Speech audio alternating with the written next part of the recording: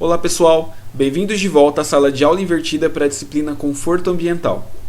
No módulo 2 nós vamos falar sobre o diagrama de Givoni e as estratégias bioclimáticas.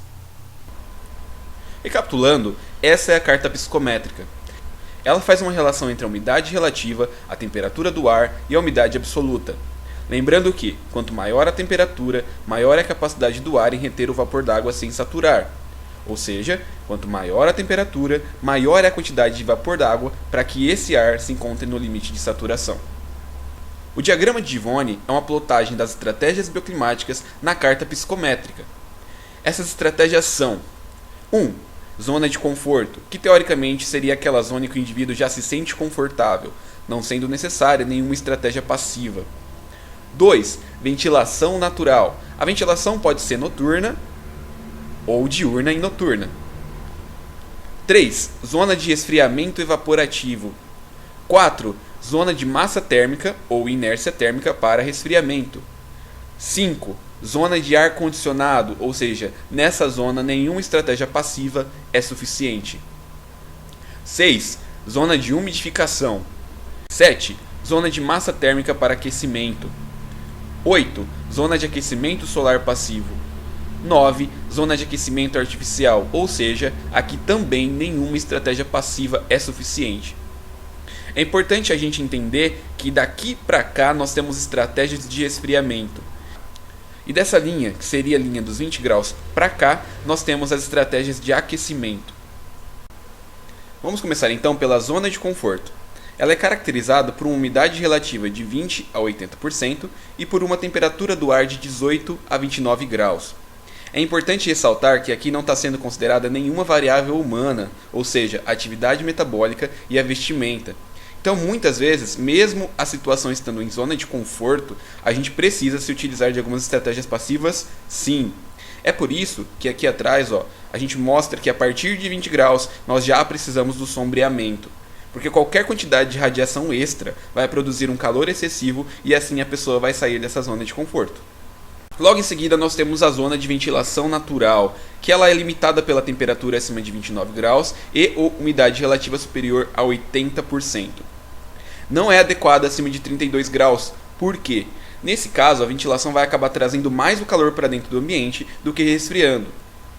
É importante ressaltar que a ventilação para resfriamento só é bem-vinda quando a temperatura externa é menor que a interna. Nesse caso dos 32 graus, muito provavelmente, a temperatura externa está maior que a interna. Por isso, ela deixa de ser interessante. A ventilação natural pode ser diurna ou noturna. Nós não vamos entrar agora no mérito de como funciona a ventilação natural no projeto, porém é importante entender quando ela é necessária. A ventilação diurna é adequada apenas para altas temperaturas e altas umidades. Para altas temperaturas e baixas umidades, respeitando o limite dos 32 graus, apenas a ventilação noturna é adequada. Por isso que nós temos aqui uma divisão das duas zonas, a zona de ventilação diurna e a zona de ventilação noturna.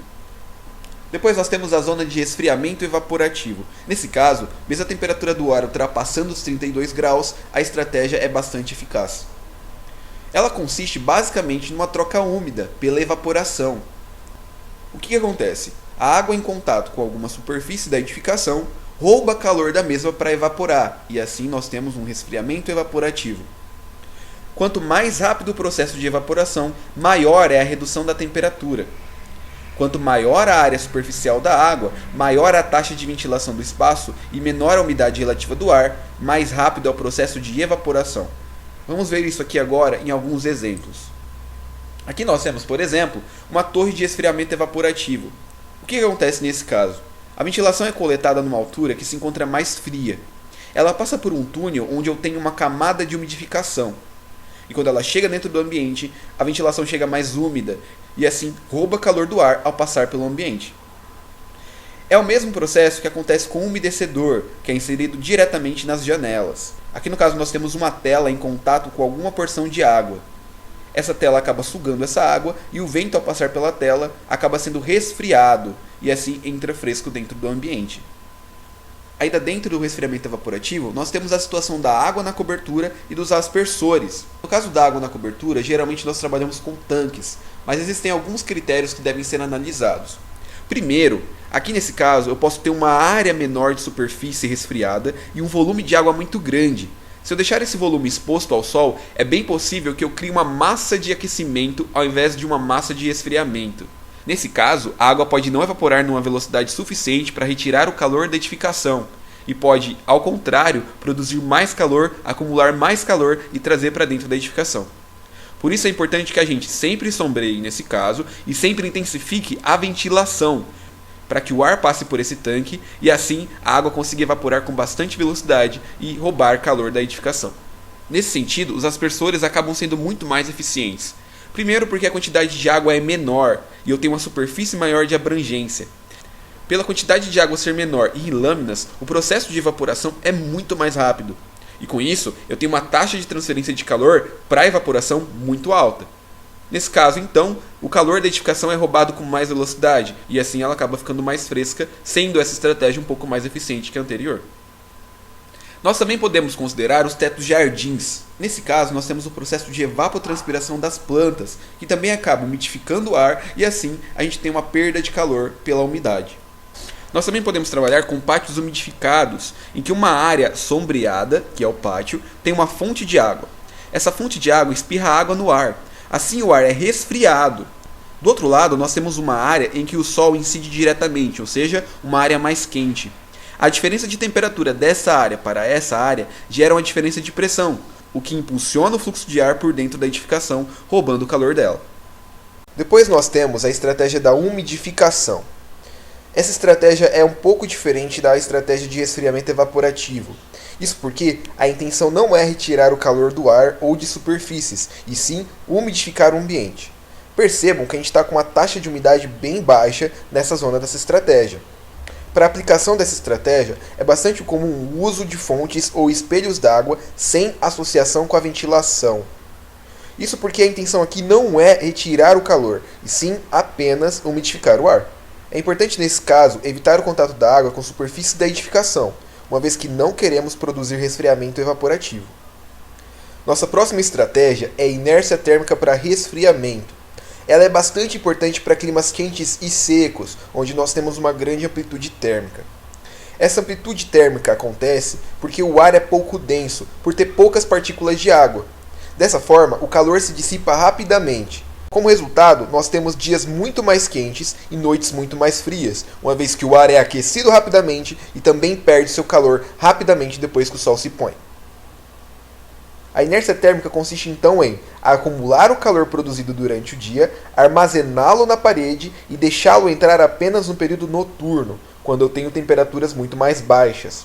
Para produzir esse atraso térmico nas paredes, é importante o uso de materiais densos, com alta condutividade térmica e com grandes espessuras. Isso é bastante importante. A nossa próxima estratégia é a inércia térmica para aquecimento. Ela é bastante parecida com a anterior, só que o intuito, o objetivo é um pouco diferente, e a forma de ser aplicada também. No caso anterior, a inércia térmica para resfriamento tem o intuito de atrasar o calor que está entrando na edificação para que ele adentre apenas no período noturno. Nesse caso, o intuito é acumular o calor para que ele entre durante o dia inteiro, criando uma massa térmica que constantemente vai trazer calor para o ambiente. Nesse caso, as paredes de massa térmica não são externas, porque nós não queremos atrasar o calor de entrar. Elas são internas, para que o calor entre, seja recebido por elas, seja acumulado e levado para os ambientes durante o dia inteiro, inclusive à noite. A inércia térmica para aquecimento é geralmente associada com aquecimento solar passivo, ou seja, com o uso de vidro orientado para as faces que pegam o sol desejado. Depois nós temos o aquecimento solar passivo, que, como eu disse, é bastante associado com a estratégia de inércia térmica para aquecimento. O aquecimento solar passivo não necessariamente precisa trabalhar apenas em superfícies, ele também pode acontecer aquecendo o ar, como é o caso dessas paredes trompe. Nesse caso, nós temos uma camada de ar coberta por uma superfície de vidro. A radiação solar adentra pelo vidro, aquece a parede interna e dessa forma aquece constantemente o ar que está nessa câmara. Dessa forma, o ar sobe e adentra no ambiente quente, aquecido. É importante ressaltar que o aquecimento solar pode ser necessário para algumas localidades em apenas alguns momentos do ano, como por exemplo no inverno. É importante então compreender a posição do Sol nessas épocas, para inserir o aquecimento nas faces corretas. No caso da nossa latitude, vocês vão ver futuramente que o Sol no inverno desce para o norte. Então, as paredes para aquecimento solar passivo ideais seriam as voltadas para o norte. Depois nós temos as zonas de condicionamento artificial. Nessas zonas, as estratégias passivas sozinhas não são eficientes.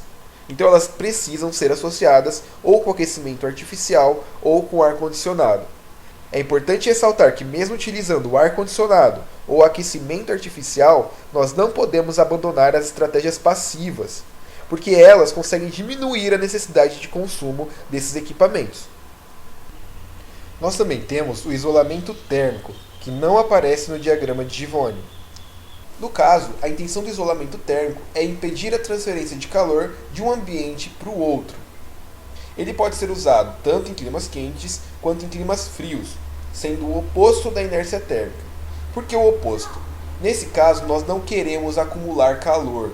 Nós queremos impedir que o calor passe de um ambiente para o outro, seja para evitar a perda de calor de um ambiente ou os ganhos de calor deste ambiente. Nesse caso, então, nós temos o uso de materiais com baixa condutividade térmica, como a madeira. Em climas frios, o objetivo vai ser impedir a perda de calor. Em climas quentes, o objetivo vai ser impedir os ganhos de calor. Agora vamos aprender como identificar as zonas bioclimáticas para a sua cidade. Primeiro, nós precisamos de algumas variáveis. Elas seriam a temperatura média, média das máximas e média das mínimas mensais da sua cidade. A gente precisa também da umidade relativa média mensal para a sua cidade. Primeiro a gente vai identificar a temperatura média mensal na carta psicométrica. Vamos levá-la até a linha da umidade relativa média mensal. Assim a gente identifica o ponto A. Depois, vamos identificar na carta psicométrica a média das mínimas e a média das máximas. Vamos subi-las em relação ao ponto A, até ficar no alinhamento horizontal. Dessa forma, a gente vai identificar os pontos B e C. Identificando os pontos B e C, agora a gente vai identificar os pontinhos azuis. Como? Do lado do C, nós vamos subir 1,5 gramas de vapor d'água. Isso nas linhas horizontais da carta psicométrica. Do lado B, nós vamos descer 1,5 gramas de vapor d'água, também seguindo as linhas horizontais da carta psicométrica. Como resultado, nós vamos conseguir várias linhas, uma para cada mês do ano. Essas linhas vão ser extremamente importantes para a gente entender quais zonas bioclimáticas são mais pertinentes para trabalharmos para esse clima. Aqui nós temos um arquivo de AutoCAD com a carta psicométrica, onde vocês vão fazer todo o processo. E aqui nós temos as estratégias bioclimáticas e suas zonas. Depois de fazer o processo, é só pegar as linhas resultantes e jogar aqui em cima, para a gente entender em cada mês qual é a porcentagem de necessidade de utilização de cada estratégia. Para identificar o percentual de importância de cada estratégia, a gente vai medir o comprimento total das 12 linhas, a gente vai medir as porções de linhas que se encontram dentro de cada zona bioclimática, ou seja, na zona de conforto, na zona de ventilação e etc. Vamos obter o somatório correspondente a cada zona e aí a gente vai conseguir identificar o percentual de cada estratégia pela comparação dos respectivos somatórios com o comprimento total das 12 linhas. A gente pode fazer isso então para as 12 linhas dos 12 meses em conjunto ou para cada mês. Dessa forma é um pouco mais interessante porque a gente consegue identificar em que época do ano é mais importante usar cada estratégia. Bom pessoal, aqui acaba o nosso módulo 2. Nós vamos exercitar a identificação das estratégias bioclimáticas em sala de aula. Por enquanto, bons estudos e até o próximo módulo.